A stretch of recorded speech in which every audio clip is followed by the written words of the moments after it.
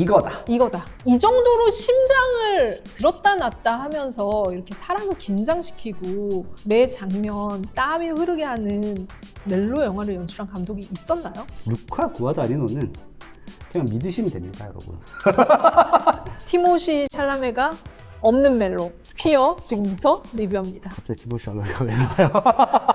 The difficulty is to convince someone else he is really part of you. You think he's queer? Maybe he's not a guy, but I can't tell. I want to talk to you without speaking. Why do you want to come with me?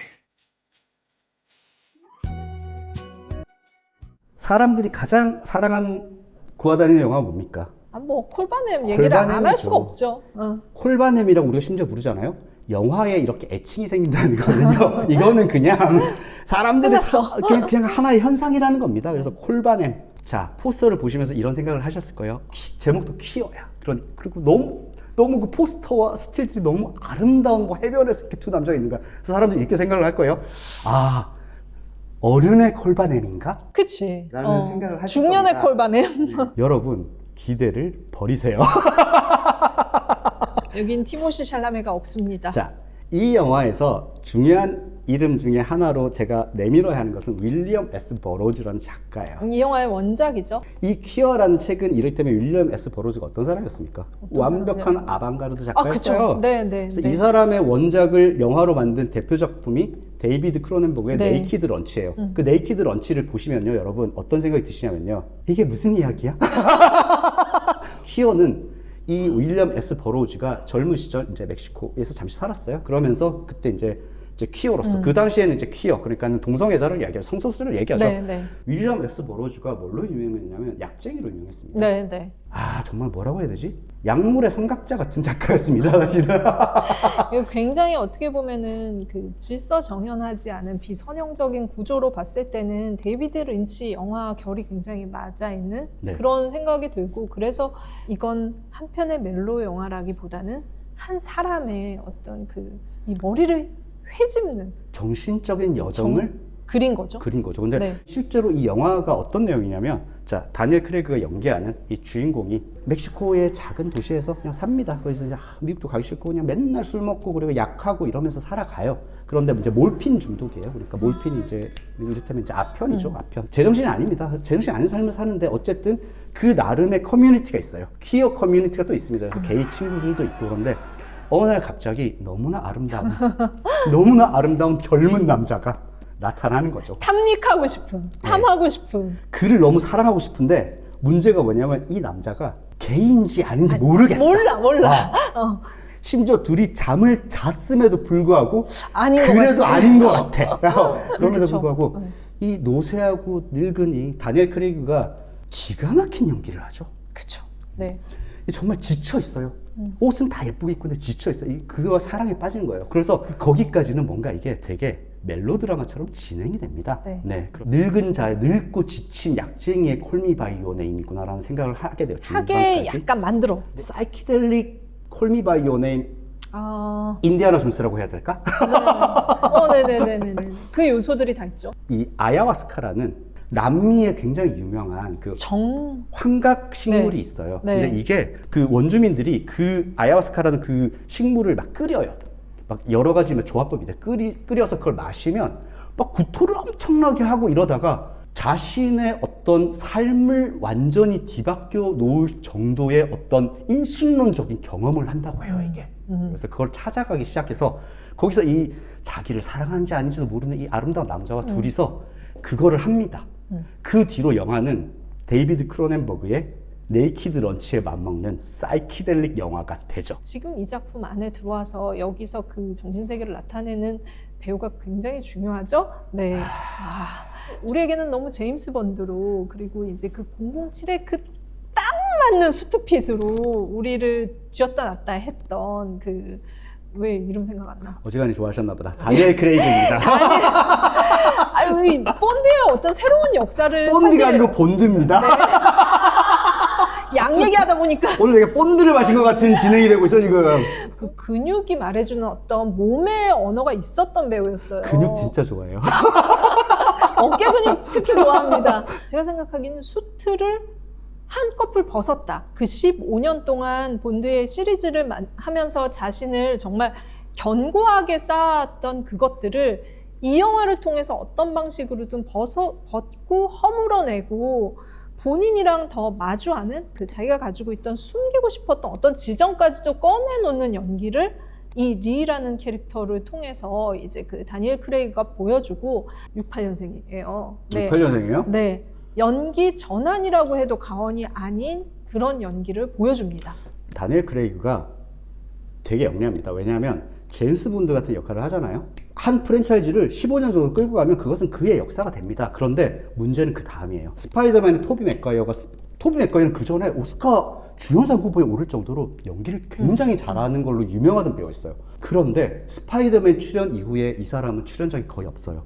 스파이더맨이 이 사람의 이미지를 완전히 새롭게 만들어버린 거야. 그러니까 배우들에게 그거 되게 힘듭니다. 왜냐하면 자, 숀 코넬리 첫 제임스 본드였잖아요. 그 이후에 물론 우리 기억에는 인디아나 존스도 했고 언터처블에서 오스카 조연상도 받았지만 경력이 굉장히 좋지는 않아요. 피어스 브로스넌 같은 경우도요. 여러분 그 이후에 맘마미아 말고 기억나는 영화 있으세요? 왜 맘마미아를 예로 들어?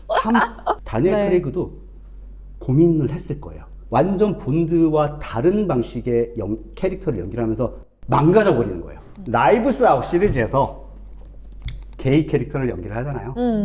굉장히 막 화려하고 정말 게이 같은 캐릭터를 연기를 해요. 옷도 정말 너무나 예쁘고 화려하게 입고 그런 것들을 일부러 선택을 하는 거예요.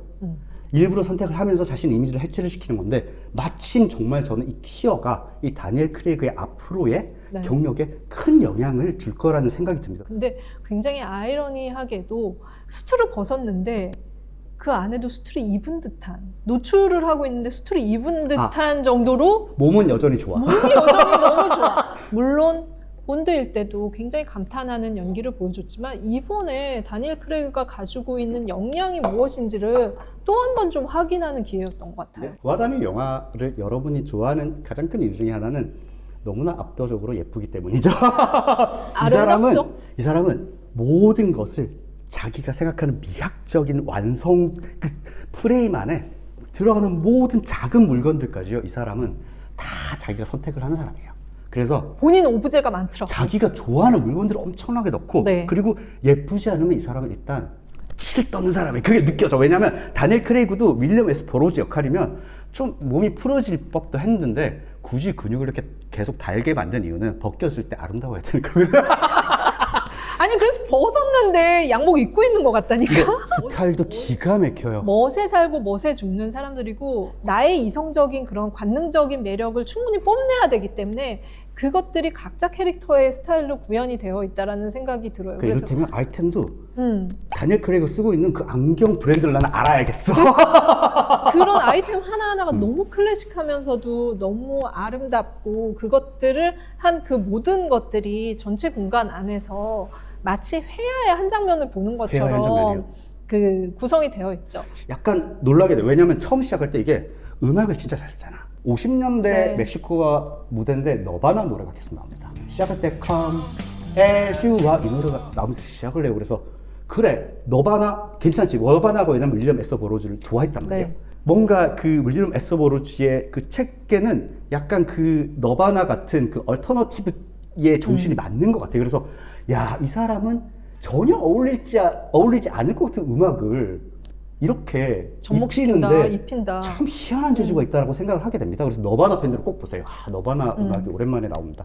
이거는 굉장히 멕시코 버전의 루카 구아다니노 버전의 왕가의 영화 같다라는 생각이 들더라고요. 아까 영화 저는- 좋아해. 구하다니는 네. 거 그죠? 그래서 마치 부에노스아이레스 해피투게더와 피정성시를 섞어놓은 듯한 그런 퀴어라는 1950년대 멕시코라는 어떤 그 상황에서 미국에서 발붙이지 못하고 결국은 어떤 이상향을 찾아서 ม็xi코까지 갔지만 거기서도 나의 그 안식처를 찾을 수 없는 굉장히 그런 그 고독감이나 그런 비정함 같은 것들은 결이 좀 닿아 있다라는 생각이 드는 맞아요. 그런 생각이 이렇게 들더라고요. 사이키델릭한 세계로 갔다가 다시 돌아오면서 굉장히 또 사랑 영화처럼 마무리가 됩니다. 왜냐하면 그쵸? 네. 그 자신이 그 멕시코에서 겪고 있던 어떤 정신적인 혼돈 상태와 약물 중이 모든 것들이 어느 정도 마무리가 되면서 인생의 다른 챕터로 나가는 네. 그러니까 어떻게 보면 이것은 결국에 사랑 영화는 맞아요. 사랑형 그죠? 맞아요. 예. 그래서 아마 이제 다들 복숭아를 내놔라 이런 얘기를 할